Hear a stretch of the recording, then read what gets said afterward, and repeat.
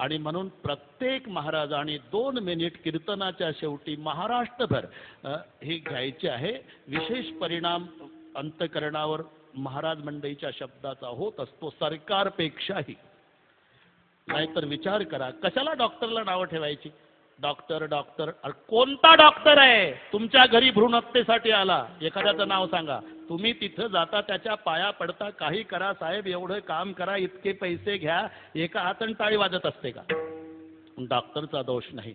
मग जी माऊली 23 वर्षाची तिच्या पोटात कन्या आहे, ती त्यासाठी निघाली, तिनं तर विचार करावा दवाखान्याकडे पावलं टाकताना की पांडुरंगा, मी 23 वर्षापूर्वी माझ्या आईच्या पोटात होती, तेव्हा माझ्या निर्दयी बापानं जर हा निर्णय घेतला असता आणि मला पोटात मारलं असतं तर मी जगात आली असती का? असं प्रत्येक माऊलीनं विचार करायचा।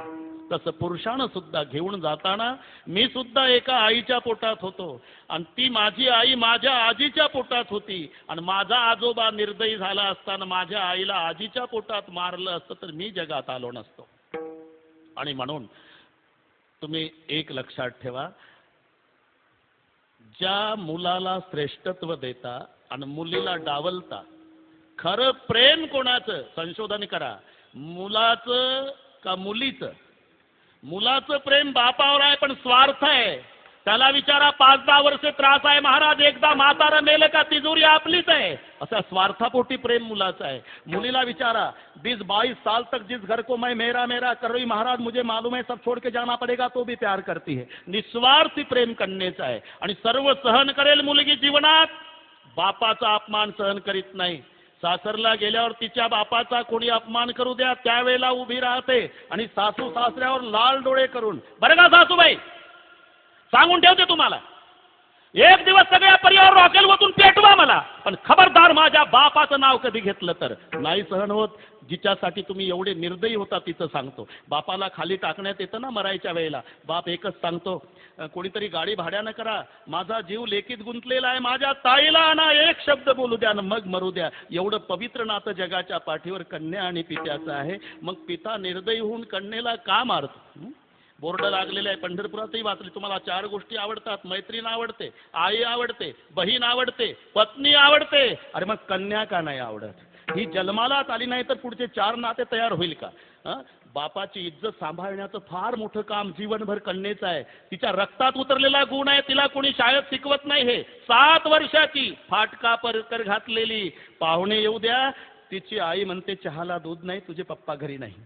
मग ती दादा 7 वर्षाची मुलगी हातात रुपया घेते, तो मुठीत झाकून घेते आणि फुलपात्र परकर मध्ये लपवते। कोणी शिकवलं तिला?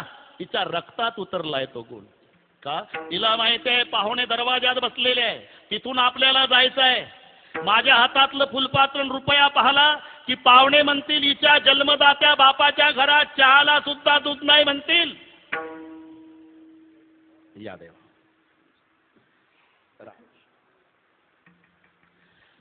चहाला दूध नाही म्हणतील, माझ्या बापाची इज्जत जाईल, एवढी काळजी 7 वर्षाच्या मुलीला। तिकडनं दूध आणते ना तरी फुलपात्र रपवून आणते, लपवून, दिसू देत नाही पाहुण्याला। मुलगी, मुलगा नाही तसा, पाहुणे येऊ द्या, आईनं सांगू द्या दूध आण रे, पैसे द्या आई, पाहुण्याला ऐकू जाईल असं जाहिरात करतं आधी। मग एका हाती फुलपात्र आणि एका हाती रुपया, मुकाट्यानं जातं का? जिथं पाहुणे बसलेले असतात तिथे फुलपात्रा रुपया ठोकत ठोकत जातं। हे पहा म्हणता, आमच्या बापाच्या घरात चहाला सुद्धा दूध नाही, जाहीर 7-12। आणि जी जन्मभर तुमच्या इज्जतीसाठी एवढी झुरते, म्हणून तुम्ही त्यातले नाही, तुम्ही निर्दोष आहात, पण शेजारचं कोणी करत असेल तर त्याच्या पाया पडा, त्याला सांगा ही कन्या जन्माला येऊ दे आणि आल्यावर माझ्या ताब्यात दे, मी जन्मभर तिचा सांभाळ करील। असं प्रत्येक कीर्तनकार महाराज मंडळींनी दररोज 2 मिनिट जर यासाठी घेतले, नक्की चांगला परिणाम झाल्याशिवाय राहणार नाही। तेव्हा